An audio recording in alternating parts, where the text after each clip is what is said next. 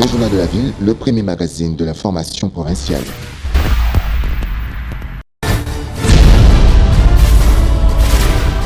Tout de suite, le journal.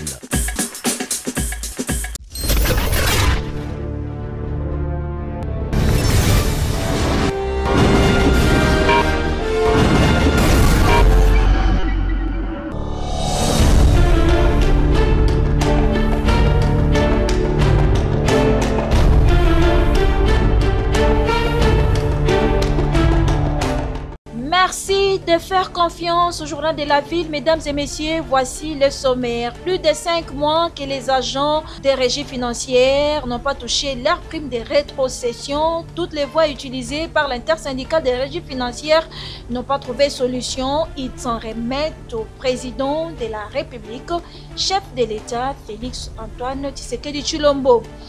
Les membres du consortium des organisations de droits de l'homme en République démocratique du Congo exigent l'annulation des résultats des cooptations des chefs coutumiers par la Commission électorale nationale indépendante dans les circonscriptions électorales de Dungu, Faradje, Kasongo, Kibombo. C'est tout pour les sommaires. Mesdames et messieurs, encore une fois, bienvenue dans ce journal.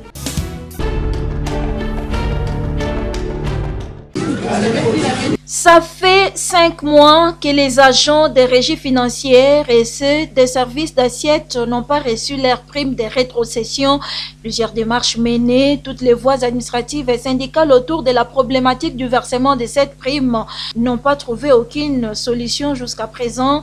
L'intersyndicat des régies financières s'en remet au président de la République, chef de l'État, Félix Antoine Tshisekedi Tshilombo. Fidel Kiyangi Matangila, président de l'intersyndicale des régies financières, devant la presse ce vendredi 1er mars 2024.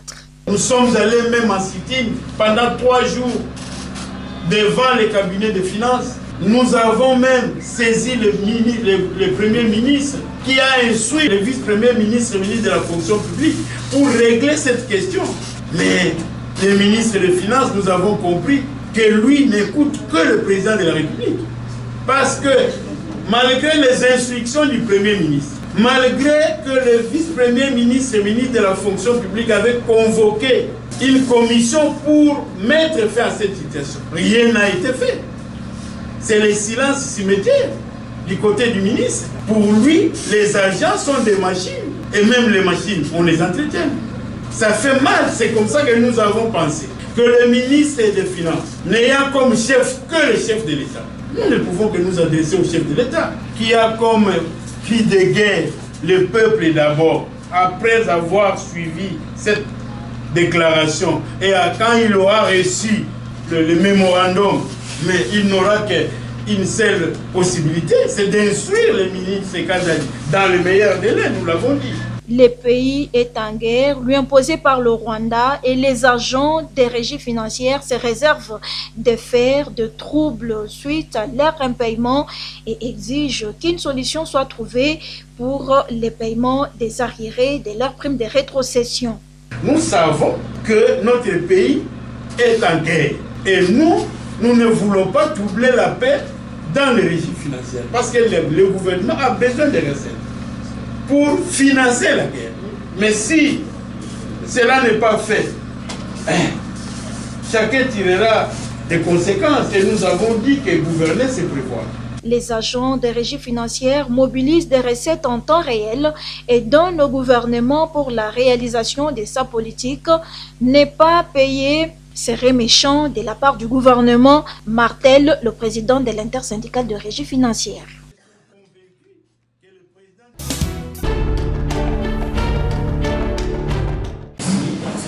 Réunis ce vendredi 1er mars 2024 à Kinshasa, les membres du consortium des organisations de droits de l'homme en République démocratique du Congo pour évaluer l'ensemble du processus électoral demandent aux cours et tribunaux de corriger les erreurs commises par la Commission électorale nationale indépendante et d'annuler les résultats des cooptations des chefs coutumiers dans la circonscription électorale de Dungu, Faradje, Kasongo, Kibombo. Leur déclaration.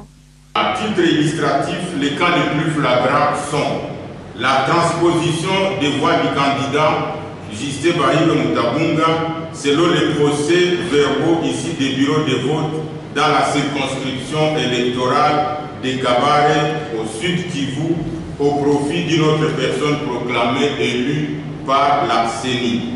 Les tripatouillages dans la cooptation des chefs coutumiers au mépris des dispositions impératives de la loi numéro 015/015 du 25 août 2015 fixant le statut de chef coutumier Oussier, Lungambe Batandai et Janvier Mando Bato ont été cooptés en lieu et place des chefs légalement investis, dont Jean Obote Sirika et Marke Ibiandi, respectivement en territoire de Faraja et Dungu dans la province de Haut-Ouélé.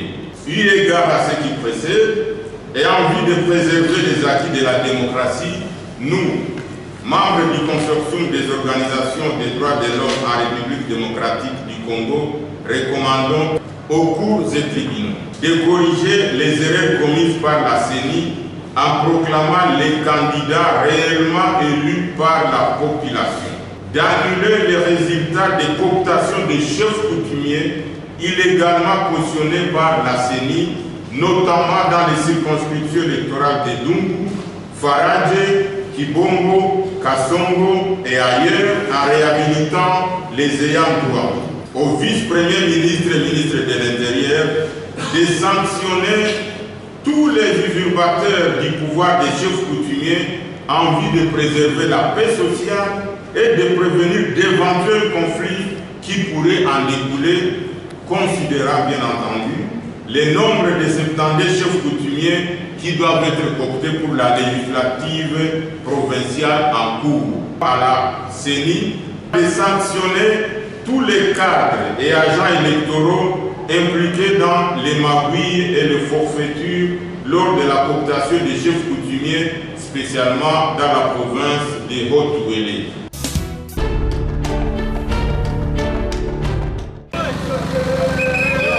Coup de sifflet, pneus brûlés, l'entrée du secrétariat général de la jeunesse bloquée ce jeudi 29 février 2024. Les jeunes Congolais en colère s'opposent à la nouvelle mise en place du vice-premier ministre, ministre de la fonction publique, qui remplace un nouveau secrétaire général à la jeunesse. Les jeunes disent non à ce remplacement qu'ils jugent inopportun, car pour eux, l'actuel secrétaire général à la jeunesse, Thérèse Mbujibungi, fait respecter la vision du chef de l'État, Félix Antoine Tshisekedi Tshilombo, celle de promouvoir les jeunes à tous les niveaux. Vraiment, ce qui se passe au niveau du secrétariat de la jeunesse ne peut jamais se faire en aucun cas. Dans une administration normale, quand le gouvernement est déclaré sortant, on ne peut jamais prendre une décision qui concerne à nommer une autre personne. Nous sommes contre ce qui vient de se faire à ce moment ici. Maman Thérèse, qui est ici depuis longtemps, elle est en train de travailler pour la jeunesse. Elle n'a pas de parti prise. Elle est là. Elle a toujours défendu les intérêts de la jeunesse. La jeunesse a dit non. Et à la date d'aujourd'hui, ce bureau ici est scellé jusqu'à ce que nous allons accueillir Maman Thérèse ici pour reprendre son travail. À en croire les jeunes, le secrétaire général à la jeunesse, Thérèse Mbujibungi, s'est battue bec et ongle pour la cohésion et l'unité nationale et continue à se battre pour l'encadrement des jeunes. Lelo ba jeune kulu ne bele bazalaka awa bazotonda na secrétariat okuta bango kuna na mikao bazokata bilanga ba tracteur yango yo excellence Yves Boukou le ngona Maman Thérèse ba pesi ba tracteur ba jeune bele bazokata bilanga lelo na baki pulu kuna so mutu aboye bolinga bolongola ye po botia mutu oyo atikala ta kotata peinture pamba te place azalaki na relation avec le parlement. Maman Thérèse doit rester. Azawana Sima Mokonza Moka Mona Mboka Fatih bientôt le président de la République. Pour l'accompagner pour que jeunesse de biso lelo soit formée. Yango biso tolobi boye. Maman Thérèse doit rester. Maman Thérèse Mbujibungi soutient la vision réelle du chef de l'État. Et nous sommes en train de soutenir Maman et nous remercions le chef de l'État pour avoir réhabilité Maman Thérèse Mbujibungi pour la paix et la cohésion nationale au sein du ministère de la Jeunesse ainsi que du secrétariat général de la Jeunesse. Pour les jeunes Congolais, au secrétariat général de la Jeunesse, c'est Thérèse Boujibungi ou rien.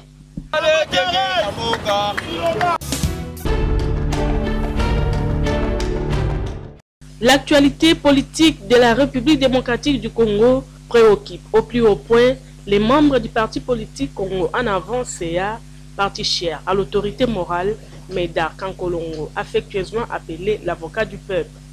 Dans une déclaration faite le mercredi 27 février, les membres du parti CA soutiennent à 100% la vision du chef de l'État, Félix Antoine Tshisekedi, en ce qui concerne l'état de droit ainsi que les forces armées de la République démocratique du Congo FARDC dans leur lutte contre les terroristes du M23.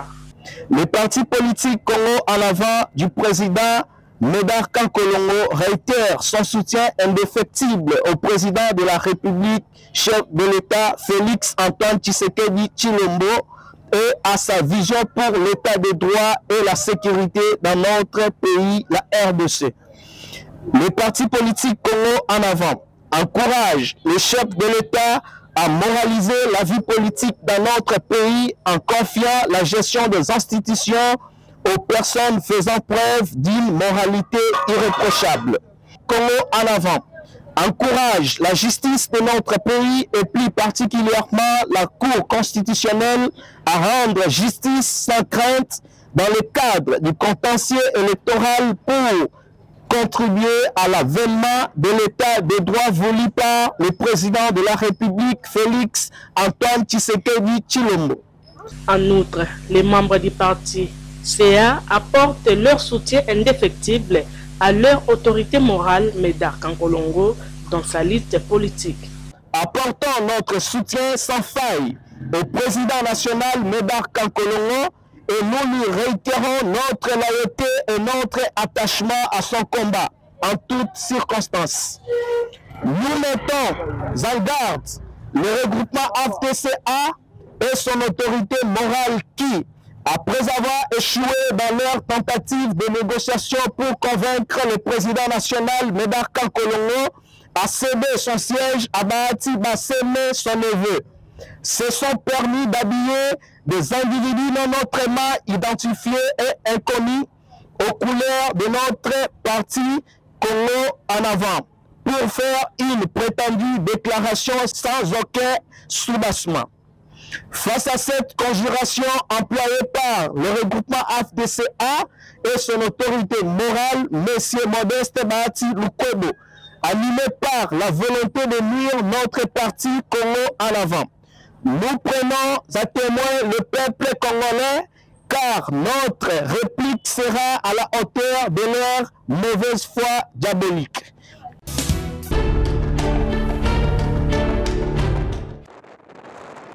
C'était sous une petite pluie que le majestueux fleuve Congo a accueilli dans la matinée de ce jeudi 28 février le nouveau bac de l'Ediba, destiné à faciliter la traversée sur la rivière Kwa tout en reliant les territoires de Bolobo et de Kwamount dans la province de Mai-Ndombe à travers un réseau routier existant de 310 km. Ce nouveau bac de l'Ediba, qui va soulager toute la population de la province de Mai-Ndombe, est un ouvrage réalisé par l'unité de coordination du programme d'investissement pour la forêt ICP-Fansig dans le cadre du projet intégré RED+, dans les Mai-Ndombe financé par la Banque mondiale. Construit par l'entreprise Chani Metal, le bac de l'Ediba répond à tous les critères de performance, d'hydrostatique et de stabilité. Il peut transporter simultanément des véhicules et des personnes avec une capacité maximale de 30 tonnes. Ingénieur Paulin Sato est le chef du projet Chani Metal. Ce bac a été construit durant une période de plus ou moins 7 mois. Le début des travaux, c'était depuis le mois de mai 2023. Et nous avons vu notre planning initial être bouleversé plus d'une fois, notamment dû à des difficultés que nous avons rencontrées. Ici est de noter également que plusieurs corps de métiers sont intervenus dans la construction du bac. Prenant la parole, le chef du projet RED+ Mai-Ndombe, François Batounia Kapa, n'a pas caché sa satisfaction en voyant la réalisation de ces projets. Satisfaction et de joie pour le projet du RED Mai-Ndombe. qui vient d'accomplir l'un de ses grands défis, à savoir livrer un bac de 25 tonnes appelé à assurer la jonction sur la rivière Kasaï, entre les localités de Lediba et de Masiakwa. Nous remercions également les autorités politico-administratives ainsi que toute la population de la province de Maïndomé, principal bénéficiaire de cet équipement, pour leur patience pendant tout le temps écoulé consacré à la fabrication de cet engin.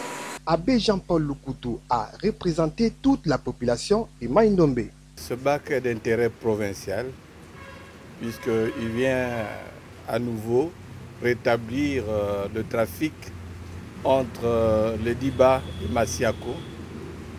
Ce tronçon qui permet à la province de Maïndombe de rejoindre si facilement Kinshasa et aussi par le fait même évacuer les produits agricoles vers Kinshasa. Je suis satisfait. Ce bac, nous l'avons attendu depuis longtemps. On le croyait terminé déjà avec le projet Pirée de Plateau. Malheureusement, ce ne fut pas le cas. Et aujourd'hui, avec l'appui de Pirée de Maïndombe, ce bac est une réalité. Et au nom de cette population que je représente pour le moment, je tiens à remercier toutes les personnes qui ont contribué pour que cela soit une réalité. Signalons que bien avant, une randonnée fluviale a été effectuée à bord de ces bacs afin de bien tester sa mise en eau.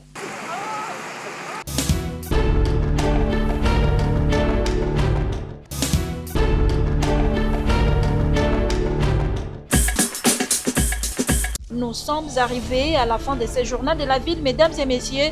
Merci de l'avoir suivi. Le prochain rendez-vous est fixé pour ce samedi avec le même plaisir.